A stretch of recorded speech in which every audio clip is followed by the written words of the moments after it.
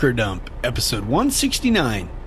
On today's show, we discuss new engines, a new driving skills test, autonomous boo-boos, COVID exemption recs, electric vehicle rebates, lots of reminders on lots of different things, and some wacky hours of service exemption requests. Oh, and you may want to get your shot glass out of the cupboard. This episode of Trucker Dump is sponsored by Porter Freight Funding. You can learn more at porterfreightfunding.com/truckerdump or call them at 205-397-0934. Welcome to Trucker Dump, where you'll get one driver's insights and sometimes humorous views of truck driving and the trucking industry, and pretty much anything else he feels like dumping on you. This podcast is brought to you by AboutTruckDriving.com, resources to help you understand the world of truck driving through the use of stories and a pathetic attempt at humor. Hey, how's it going out there? I had a pretty freaking awesome week. Why? Because it's my birthday week. Actually, as I've mentioned on the podcast before, the Evil Overlord and I go by birthday month. And that's because we don't have kids. We can be selfish and do whatever we want all month long. It's our month. So yeah, 54 on Friday. Don't feel 54. And I'm not actually going to say that I feel older, because I don't. I feel much younger than that. And as you know from listening to this podcast, my maturity level is definitely way lower than 54. Tried taking about, 40 years off that. I think I could pass for a 14-year-old sometime. Anyway, so as I may or may not have said a little bit ago, because getting old, yeah, you know the way that works. Yeah, my birthday was Friday, and I was sitting on the van. I was talking to this guy I know who I work with and have for about 3 years. I know him a little bit. We've talked on and off. He's out of the St. Louis terminal. I'm out of the Joplin terminal, and we run into each other occasionally. Well, we're on the van together and we're heading to the hotel, and, we were talking about, stopping off at this good hotel that we like. And I was saying, yeah, I kind of wanted to just stop in, today and have a good breakfast and everything. And I was getting around to tell him it was my birthday. And he goes, yeah, that's what I did too. It's my birthday. I went, what? It's like, I've known this guy for 3 years. Of course, I know lots of people for 3 years and don't know their birthdays, but, never really came up. But how strange is that on my birthday, I'm sitting in a van with another guy who works with me who has the same birthday? Crazy.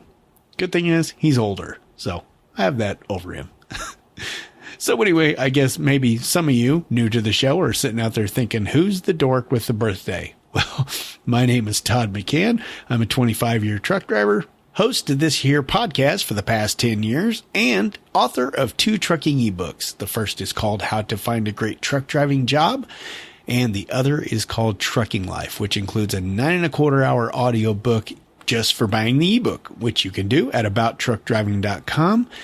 Get the ebook combo pack, or you can just order them individually on Amazon, Apple Books, Barnes & Noble, wherever you get your ebooks. Or you can just not order them at all and keep listening to the podcast. Whatever. And since I haven't mentioned it in a while, I will say that both of those books are really designed for brand new truckers to the industry, but, they can both benefit experienced drivers too. How to Find a Great Truck Driving Job is basically just a big list of lots of questions you need to be asking future employers, and why you need to be asking those questions. Really relevant for the newbie trucker out there. And, got a handy dandy little checklist you can, print off and just run right down the list and ask all those questions. There's a lot of them, but this is a job. You shouldn't go in and ask them what their pay is, ask them how much insurance is, what kind of truck you're driving, and then say, okay, I'll work for you. There's lots more you need to know about a company. And the second book, which was actually the first one I wrote, I don't know why I called it my second one, but that one is more based on, just the trucking life, what to expect in the trucking industry. It has a lot of stories from my life and the Evil Overlord's life out here. She is my wife and ex-co-driver. And, it relates a lot to just, I've had lots of newer truck drivers say they write in and say that book really helped me understand what I was about to get into. And surprisingly enough, they usually jumped into the industry anyway. So anyway, before we get into the news, I have a request. In the last episode, I mentioned a video about AB5 that was over on landline.media. It's put out by the OIDA organization. I think that's what they call themselves. Anyway, it's just designed to inform anyone not aware of what's going on with AB5 out in California. And they said something that really freaking confused me. Sadly, I had already released the podcast, so I'm just going to hit you up about it right here. So here's the dealio. I trust OIDA a lot. They know what they're talking about. They do their research. They have a full staff to do it. And then there's just little old me sitting over here in the corner by myself doing my thing. But that video had some information that surprised me. And honestly, I just don't think it's right. But that's why I need your help. Maybe you understand it better than me. Now, my understanding is that the AB5 rule, which is for owner-operators, not owner-operators, independent contractors in California. And this new law says that they will not be able to be independent contractors anymore. Now, my understanding was that that was only for operators or at least contractors in the state of California. But I don't know. According to this video, it sounds like it kind of pertains to any lease operator. Basically what the video shows in a little graphic there is that, like if you are an independent contractor and you pick up a load in, I think it shows Utah or Colorado, something like that. And then it shows it taking it to the California border. And they are saying at that point, you have to get off that load and give it to a driver who is an employee. So that just doesn't seem right to me. I thought, like if you're an independent contractor and you're registered in Missouri or Colorado or whatever, you could continue to operate in California. You just couldn't have a business based in California where you were an independent contractor. Likewise, on the way out there, if you're leaving California, they're also saying that, if you're an independent contractor based in Colorado, say, that if a load originates in California, you can't go pick it up. You've got to have some company with an employee driver bring it to the border, and then you have to take it on from there. And I just don't think that's right. Somebody straighten me out if I'm wrong about that. But I don't know. I've been thinking about emailing OIDA and ask them for some clarification on that, because I have never heard that anywhere else. And, as I often do with independent contractor stuff, I talked to my friend driver Chris Mack, and he didn't think that's the way it worked either. And he's working for Prime, and that's not the way they explained it to him. Now, again, Prime does have independent contractors and they have employee drivers, so it might not be an issue for them. They just might be able to have their independent contractors take it over to the California line and then have an employee take it from there. But I don't know. This is all just kind of weird to me. Again, I would have mentioned this in the last episode, but I just didn't even see it until I went back and watched that video afterwards. So if you've got any input on this, please let me know. truckerdump@gmail.com. If you could send an audio comment explaining where I am wrong or OIDA's wrong and you want to back me up on that, more than likely I'm wrong. Let's just fess up. Let's just admit to that one, right? Again, email me truckerdump@gmail.com and let me know. And since I'm such a nice guy and I'm asking a favor of you, I will put the link to that video again right there in the show notes. So, hey, I think we got a pretty short show for you other than this super long intro. So let's just get on with it. That didn't sound anything like it. Alrighty, well, the time has come. OverdriveOnline.com wants to remind you that Brake Safety Week starts on August 21st and runs through the 27th. This is the big blitz that happens every year from the Commercial Vehicle Safety Alliance with the CVSA. Like we said, it's called Brake Safety Week, so you can imagine they're focusing on brakes, which continues to be one of the most highly put out of service violations. So, and this article here is really just to tell you what states to be looking out for, the worst offenders, but there are also lots of tips and stuff like that. I've talked about that in the past, had some brake safety tips, not safety tips, but, maintenance tips and things like that, what to look for in chafed hoses and, your brake pads and all that stuff. We've talked about that. So there's more of that in here if you want to go to overdriveonline.com and check that out. But really, like I said, we're just here to let you know that like the top 5 states that you better be watching out for brake violations are North Dakota, Montana, Virginia, California, and Texas. Those 5 states lead the nation for the highest percentage of brake violations. So just beware. Those 5 states are going to be looking out, and there's a map here that on this website also that shows you how they rank. That looks like Missouri's kind of right in the middle of the pack, maybe a little bit more strict than others, but hey, apparently you don't have to worry too much about it in Iowa, West Virginia, New Hampshire, or Connecticut. Well, that's what it looks like on the map anyway. Anyway, go on over and check this out, overdriveonline.com. And be prepared for Brake Safety Week, which again starts August 21st through the 27th. So if you're listening to this episode immediately, which you should, of course, you will know about this and be prepared, and you'll have your reminder. But if you delay listening to the episode, you've already missed it. So tough noogies. overdriveonline.com. All right, enough about that. You have been warned. But hey, since we're already in the mode of giving you warnings about things that are coming up, let's head on over to CDL Life. Colorado chain law goes into effect soon. Here's what you need to know to avoid a big fine. That is what this entire article is about. The Colorado Department of Transportation, they are really strict on this stuff because anywhere up in those Rocky Mountains, you need to be carrying sufficient change from September 1st through May 31st. And you can get a ticket if you don't have them on there. That ticket is apparently $50 plus a $17 surcharge.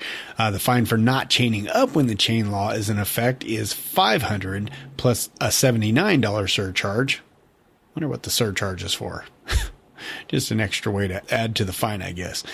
And the fine for blocking a highway as a result of not chaining up is $1,000 plus a $157 surcharge. Now, this article goes into everything you're going to need to know, just like the article says, about the chains in Colorado. It goes into exactly what the chain must be. It's got certain specifications, how many metal loops, how many tires it's got to cover, under what conditions those tires need to be covered. It's got the different levels of chain law. Again, here's the fines. They've got all the chain up station locations, all that good information. Or it looks like you can just go to cotrip.org for the chain requirements also. Or you can just click the link here in the handy dandy show notes and just flag this. Just save it to your phone so you have it in case you're heading into Colorado. Just be prepared. Like I said, September 1st through May 31st, you got to be carrying chains if you're going to be traveling through Colorado. Okay? Cool. CDLLife.com. Well, looks like I need to tack on one more reminder here. For this one, we're going to head to landline.media. Okay, this is concerning the snow and ice law that we talked about a little while back. That there was a bill that had been introduced in Pennsylvania where they were trying to make it more strict. They're calling this Christine's Law because a lady named Christine Lambert died of a vehicle crash on Christmas Day by, she was struck by a piece of ice that came off a truck and crashed through the windshield. Sad. But, this law was made for her, and it did pass recently. So that is basically what I'm here to tell you. This new law takes effect next month in September. So just be prepared for this. Now, just as a quick reminder, since we have talked about this in the past, this law it just basically says that you need to get the accumulated ice or snow off of your vehicle before driving. Now, I wouldn't even mention this at all to you if it pertained to just cars, but this is for trucks, mass transit vehicles, buses, and school buses also. It says the drivers will be required to make reasonable efforts, that's in quotes, to remove snow or ice from all parts of their vehicles within 24 hours of the weather event. You can get a maximum fine of $1,500 if it causes if you're not removing it causes a serious injury or death. But they can also now just give you a $50 ticket for failure to clear that snow or ice. Now, here's the weird part, as I spoke about before. You may be thinking, how can you get up on top of your truck? Well, that's the problem, and that's why Landline is talking about this, because OIDA is all up in this saying, hey, we get the gist of the law, but, what do you expect truck drivers to do about this? So let me just quote the article here. It says, truck operators would be excused if they were on their way to a facility to remove accumulated snow or ice. In addition, violations would not be issued if compliance would cause the trucker to violate any federal or state law or regulation regarding workplace safety, or if it would be a health or safety threat. And it looks like the enforcement will be limited to highways and not city streets. So again, that workplace safety thing is the thing that may be the loophole for truckers, because, who knows, maybe that's designed into the law because they know if they say, well, if it's going to put the driver at risk then, or a safety threat, then, they have an excuse not to do it. Cause I can't think of any other reason why they would write this in, because, OSHA or any safety organization would never think it would be safe to crawl up on a ladder in snow and ice and try to get that off of the top of your trailer with a snow shovel or something like that. That's never going to be deemed safe, especially since, last time I checked, ice is slippery, and, the whole reason you'd be up there is ice. What a no-brainer. Anyway, that's all I really had to say about this. There is more in this article. Just skip over it unless you live in Pennsylvania and you're worried about apportioned registrations. But I'm not going to report on that. If that's you, head on over here, landline.media. Okay, here is a trend I hope we see more in the future. Found this one on cdllife.com. Truck drivers in Maryland must pass modernized CDL skills test starting next week. So just like this says, this new skills test starts on August 22nd. Now, if you remember right, recently I was talking about how I trained my first ever brand new driver straight out of, driving school, and, told a bit about the experience on that. And well, one of the questions I asked him was, what was the hardest part? What was the most daunting part of your test? And he said it was the pre-trip inspection. And well, it's been a long time since I've been in school, but I remember that and how daunting it was. I mean, lots and lots of things you have to remember. And in this article, it points out that there is about 100 things, typically more than 100, that a new student would have to remember when he's doing his skills test. But that is what I would like to see change here, because this new skills test will only require 50 items that, quote, a driver would typically experience on the job.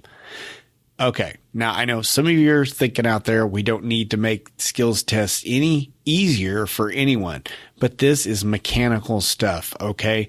I don't have to know the name of a pitman arm, that's directed at you, Smacker Man, to know what is wrong with the truck. This is a modern day and age. I don't have to know the name of it to tell a mechanic what's wrong or what's broken. I can take a picture of it. I can send it to them, whatever, So I just don't think you need to know every little single device on a truck anymore. I'm a driver. I'm not a mechanic. A lot of these big fleets especially don't want you messing with their trucks. I've had companies tell me before, I say, I got a light out. I'll take it to TA. What? I just have a headlight out. I can change that. Now just take it to TA and have them do it. It's like, really? I mean, anybody can do that, but they just don't want you messing with that stuff, especially if it's anything more complicated. They certainly don't want you out there changing a tire or anything like that. So I think this is a step in the right direction. We have trouble getting drivers into the industry as is. So why are we making it harder on them by just if we could just change this pre-trip inspection thing. That would help, I would think. Now, they're still going to focus on the driving is the most part of it. They're still going to focus on forward movement, how you maneuver around corners, backing, both straight line backing and offset backing, so that is not going to go away. It's mainly just this pre-trip inspection, but they do also mention that the new test will focus more on some of the updated vehicle features, like, do you understand how the adaptive cruise control works, or the emergency braking system? Do you understand how that works? That kind of thing. So anyway, like I said, this is only taking place in Maryland right now, and it's going to be starting on August 22nd, but I hope other states follow this guide. That would be pretty awesome. Anyway, they do recommend here in Maryland that if you are going to be taking the test on or after August 22nd, that you download the updated CDL field test manual. And there's a link right here to that PDF right here in this article. Again, you can find this on cdllife.com. No business can be successful without cash flow. And that's never been more apparent than when you go to the diesel pump nowadays. Yowza, ouchie mama. That's why there may never be a better time to check out Porter Freight Funding. You can learn more at porterfreightfunding.com/truckerdump. Or you can call them at 205-397-0934. And of course, there's links in the show notes. So what does Porter Freight Funding do? Well, they've got brokering services, dispatching, fuel cards, insurance, and compliance, to name a few, but their biggest thing is they are a factoring company, and that means when you're having trouble getting money from a customer, Porter Freight Funding is here to bail you out. Once you've set up an account, or you already have an account set up, hopefully, it's a simple 3-step process.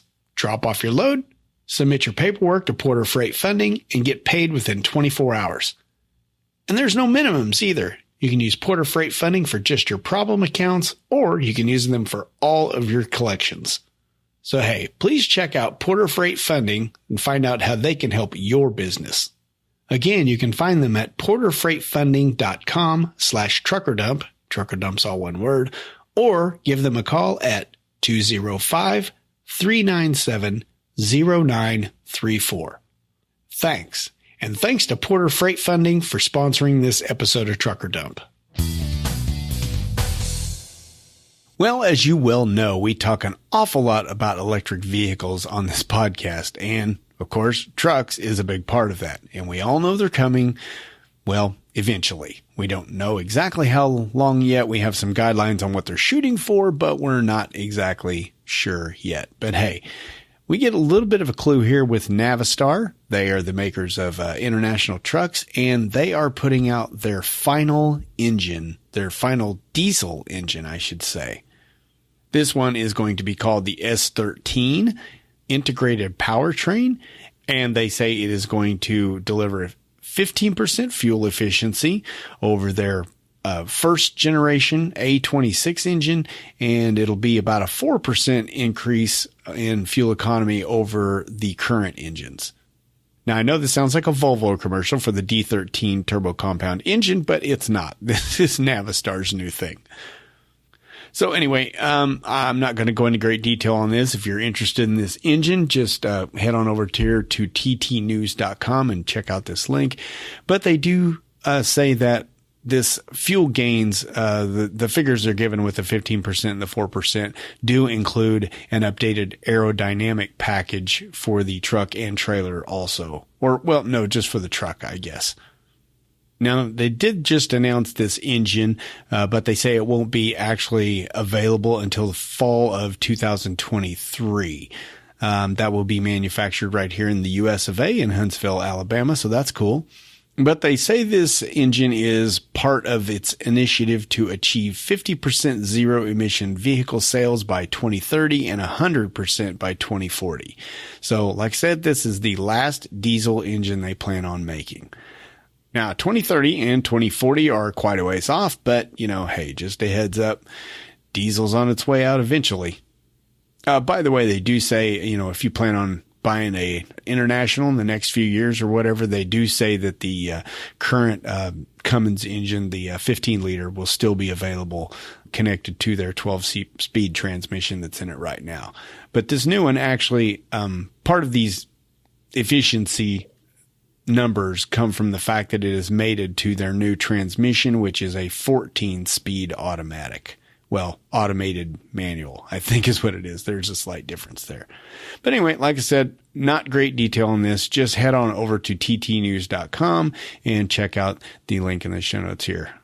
Again, TT News is transport topics. Well, I guess PACCAR must have heard the news about Navistar's new engine, and, well, they didn't want to be left out of the story. So they let Transport Topics in on a little secret. That's ttnews.com. Apparently, PACCAR is going to offer the Cummins X15 natural gas engines in all of their Peterbilt and Kenworth trucks. They're calling this natural gas engine the X15N, and it is apparently the first natural gas engine to be specifically designed for heavy-duty truck applications, and it's going to give up to 500 horsepower and 1,850 pound-feet of peak torque. Wow. All while coming in at emissions levels lower than the current standards. Pretty crazy. Apparently, they already have orders from FedEx Freight and Knight Swift, and they have announced that Chevron and Walmart are going to be working together to get these going in Walmart's trucks soon. So that's really all there is to report on that. Just, hey, I'd just give some Navistar some love. Just figured we should give PACCAR some love too, right? And Cummins. Man, that Cummins has got a really cool red. I love their red color. Looks so cool, even when you get it all greasy. Check this article out. Transport Topics. That's ttnews.com. All right, let's head on over to freightwaves.com so we can learn a little bit about this new Inflation Reduction Act of 2022. This is a $745 billion package, contains grants and incentives to reduce the cost of clean energy and healthcare, and has tax reforms, just to name a few of the things in there. This is just a smaller version of Biden's Build Back Better thing that he tried to get passed earlier, and it did not quite make it through the Senate. So the Senate came up with their own package, which was a little bit less. Again, this is the Inflation Reduction Act of 2022. And, well, it passed the Senate, but I just got to say here, it was right down the middle. If you don't know, which you should, but the Senate is 50-50 right now. It's split right down the middle with Republicans and Democrats. And if it comes down to a 50-50 tie, the Vice President of the United States, Kamala Harris, is the President of the Senate. It's kind of weird the way that works, but she cast the deciding vote. And of course, she's Democrat, so it passed. And it went on to the U.S. House, and they voted along party lines there, 220 to 207, so it went sailing through. But what we're particularly talking about here is the part of this that involves clean energy, which pretty much everything the Democrats pass nowadays has something to do with green initiatives. Didn't work in the Obama era. It failed miserably, but I guess we're going to try that again. But anyway, I digress before I go any further. So focus, Todd. Get back to it. Okay. This is focusing on the part of the clean energy, and what that is going to do is good. It is going to provide grants for zero emission equipment, medium and heavy duty trucks, and port equipment. Basically, it's going to be tax credits for both buying electric vehicles and for installing battery charging infrastructure. So here's the way this is going to work for semis. Apparently, this tax credit is going to cover the difference between the price of a diesel truck and the electric counterpart, or 30% of the truck's purchase price, whichever is the lesser amount. This incentive is capped at $40,000 per vehicle. And I'm thinking this second part cannot be right, but it says the infrastructure credit provides up to $100,000 per charger. Can a charger really cost $100,000? That's got to be a misprint, doesn't it? It has to be. There's no way, especially not a credit for $100,000 just for installing a charger. Well, maybe they mean for like a series of chargers at a truck stop or something like that. It does not specify here.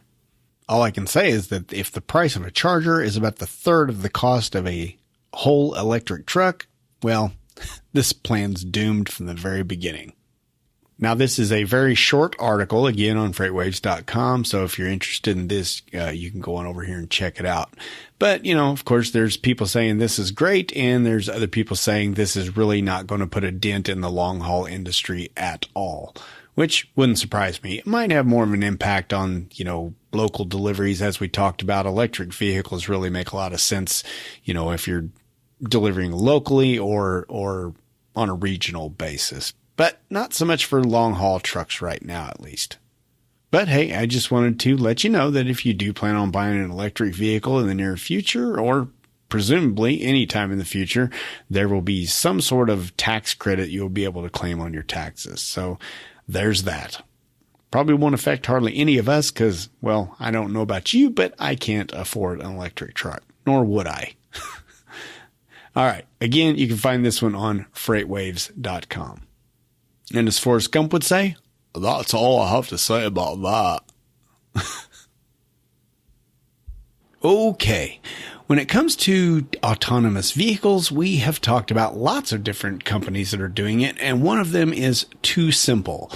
They specialize in autonomous trucks. Well, they made the news recently. On April 6th, they had a crash. And this was, just a single, Too Simple autonomous vehicle, truck, cruising down the highway, and it smashed into a barrier, like a Jersey barrier, and they said there was no injuries. The quote says, fortunately, no one was injured. There was no property damage, and the only visible sign of the incident was a minor scrape on the truck. They also noted that in 7 years and 7.2 million miles of autonomous vehicle testing, this was the first on-road incident which Too Simple has been responsible. Now, while they're coming under a little bit of scrutiny from the FMCSA, which is the Federal Motor Carriers Safety Administration, and the NHTSA, which is the National Highway and Traffic Safety Administration, is that right? Yeah, that sounds right. Is that they actually in the beginning said that they blamed this on operator error, not the Too Simple autonomous part of the truck.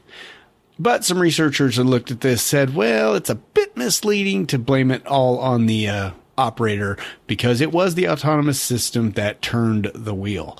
Apparently what had happened is there's a couple operators in there, and they forgot to after having to take the system off of the autopilot and, take control there, they have to run these certain safety checks, hit these certain buttons or whatever. They have a certain procedure they have to do before the truck will take back over again. And they didn't do that correctly. And so as soon as the truck took back over, it freaked out and made a hard left into the Jersey barrier.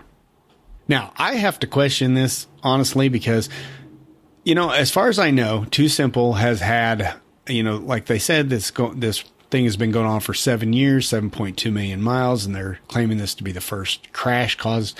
Well, how do we know? I mean, how do we know? Because they've got all these operators that are sitting in there with it, and they are, making sure nothing happens, thank God. And, good thing they're there. But how do we know how many incidents have almost had an accident, but it was caught by the operator at the last minute? I mean, clearly the operator had disabled the autopilot for some reason here and forgot to reinstate everything the way it was supposed to be. So, wonder why they took it out of autopilot in the first place. So anyway, of course, a company like Too Simple, who is trying to get this autonomous stuff shoved through, and they have to push all the safety aspects of it. Of course, they're not going to, advertise every time there's a slip up and the operator has to take over. That would not look good on them. But anyway, I just thought I would report on this. If you are interested in this story and all the details on it, just check it out. It's over here on overdriveonline.com. But, hey, just as I was saying before, autonomous trucks not coming nearly as fast as everyone thinks they are. Hey, here is an interesting article on landline.media. FMCSA reports 2 crashes under emergency declaration since March of 2020. Gee, what happened in March of 2020? Oh yeah, COVID.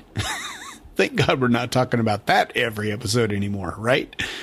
Well, if you remember correctly, we've talked in the past on how, drivers and, trucking organizations in general started thinking about, hey, this is a perfect opportunity to examine the ELDs and, if the ELD mandate is actually doing any good. Because as we've talked about many, many times, they've had this COVID exemption, so you can get COVID supplies and food and all this stuff that it was exempt to get it.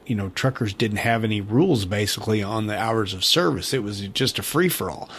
And that is actually still going on, believe it or not. I think it's set to end at the end of August, if memory serves. I think that's right. But anyway, like I said, they were thinking, people started thinking, let's use this as an opportunity to see that if drivers are allowed to just drive as long as they want and sleep when they want, if it's going to be safer or less safe. I think they were probably thinking it's going to be less safe. But guess what? The FMCSA, the Federal Motor Carrier Safety Administration, just issued a report saying that only 2 commercial motor vehicles were involved in crashes while operating under the COVID-19 declaration.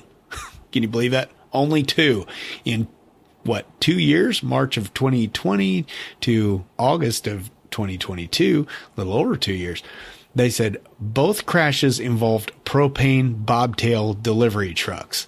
One driver admitted to falling asleep and he lost control of the truck and he rolled it over. The driver only received minor injuries and no other vehicles were involved in that one. On the second crash, the driver admitted he was tired and he backed into a building. In that one, there were also no injuries and not even any damages. So anyway, just kind of interesting. This seems to weigh out that, maybe we don't need these ELDs. But as I've said before in the past, don't expect them to go anywhere because, the government, heaven forbid, they make any sense. They can look at this same information we're looking at and go, yeah, well, that was a fluke. We better keep them in there just to be safe. Wow. But anyway, if you're interested in this report, head on over to landline.media. And extremely closely related to that last article is another one over here on overdriveonline.com. This one is called Another Driver Requests Hours of Service Exemption. Huh? Another driver? I didn't even know about the first one. Well, thanks to overdriveonline.com, now we know.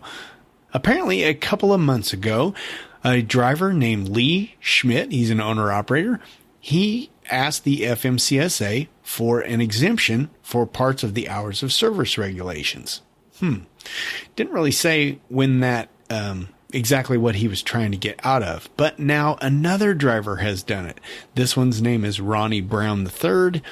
They're saying he's taken it even farther than Schmidt did.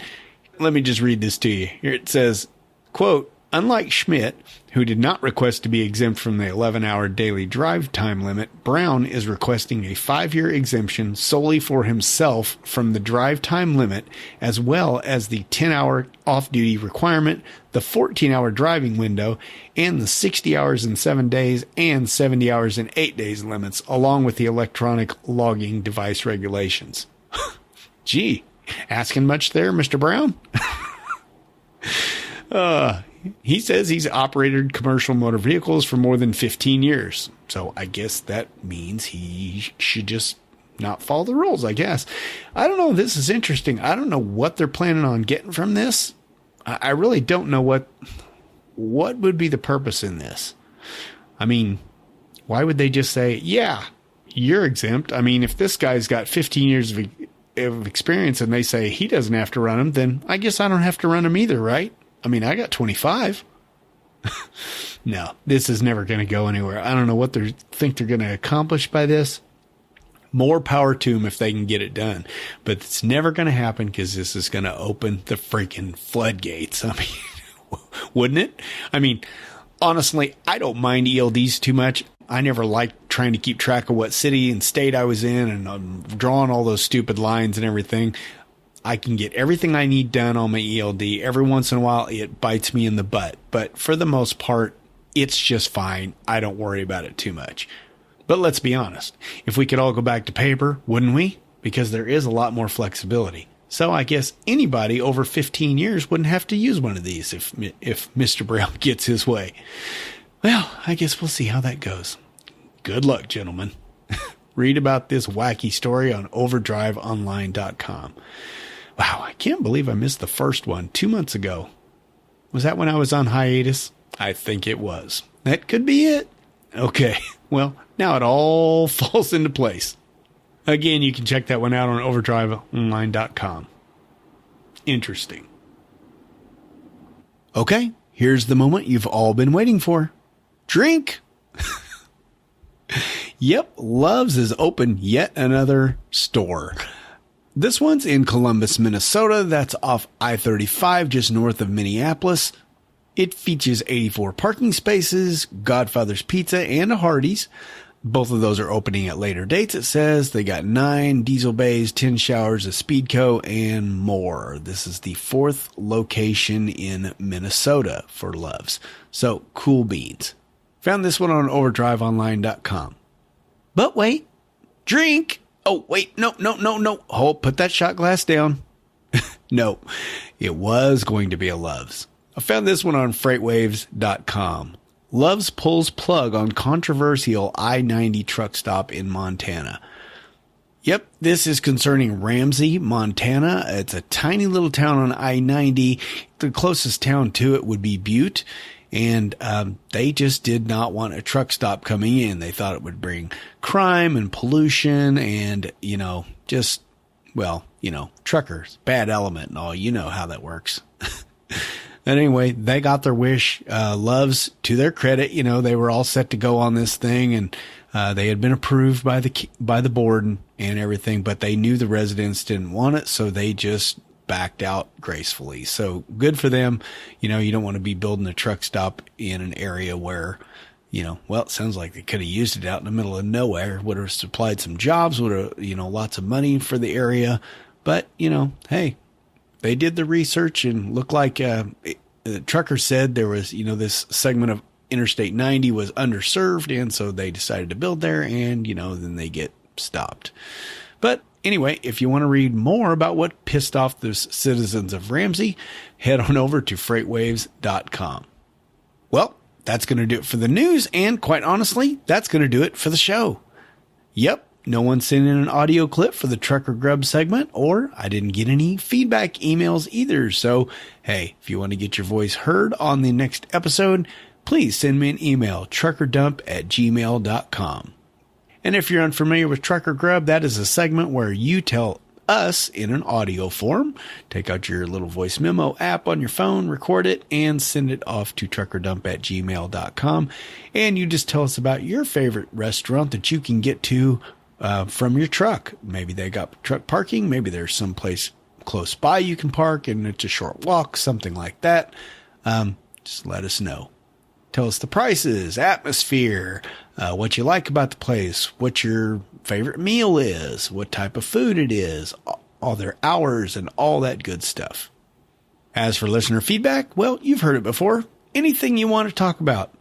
First, I've got that call out for that video from Owida about the AB5 stuff. I'd love to hear from you on that. And of course, you can just write in and tell me how awesome the show is or how much it sucks. Or, as one listener said one time, just criticize me about, how much I laugh at my own jokes. Because that's how I roll, baby. All right. Let's say we scoot on out of here. But first, let's thank Porter Freight Funding for sponsoring this episode of Trucker Dump. You can learn more at porterfreightfunding.com/truckerdump. Or give them a shout at 205-397-0934. And be sure to tell them that the Trucker Dump podcast sent you.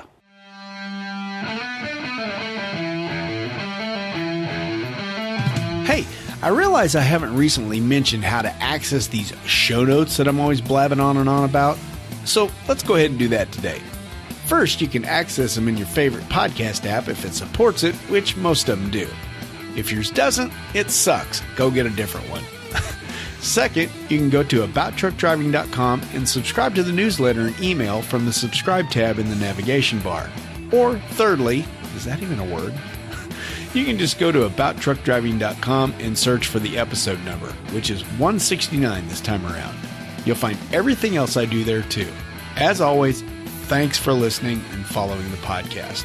So until next time, drive safe and stay out of my way. Well, I think Packard must have heard the news about. I think Packard must have heard the news about the Navistar's.